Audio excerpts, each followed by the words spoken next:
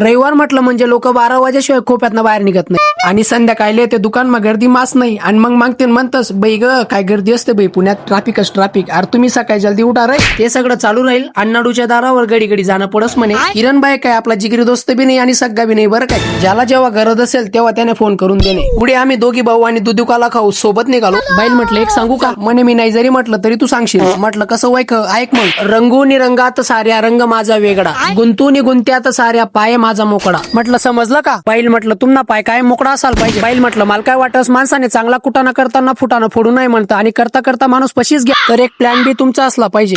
बाईच्या फेसवर केस येत होते. म्हटलं सोड मान वर कर आणि ताण काय पाडू नको. बाई मस्त फटका वर करून झटक्यामध्ये मध्ये गेला. पुढे एकदम बम काढून डीमार्टच्या कमान मधून सामान बाहेर काढला. ओतून बाई पुढे देखस्त काय. बाईल म्हटलं आजपर्यंत मी फक्त 2 तोंडी लोक देखील ज्या मार्केटमध्ये राहतस, तसेच आता 2 खिसेवाले मार्केटमध्ये अंडरवेअर आलेत जे दिसत नाही पण ते आहेत. असो मार्केटमध्ये तर आपण यायला लागलोय म्हणून फॅन आपल्याला आता कुठेही कॅन घेऊन भेटायला लागले. लगेच बाहेर आलो. बाई म्हणतो फोन सोड आणि कोण दर म्हणे. पुढे एकच चटक्यामध्ये बाईने फटका वर केला आणि आम्ही मार्गस्थ झालो. तर चला जाता जाता एवढंच सांगतो, हसत राहा. जे हातात आहे जे भेटलंय त्याबद्दल कायम कृतज्ञता बाळगा. मी बी तुम्हाला सारखा जे रोज थोडी थोडी सुरुवात करूत म्हणजे आपण सगळ्याजणी एक सोबत मोठा होतो.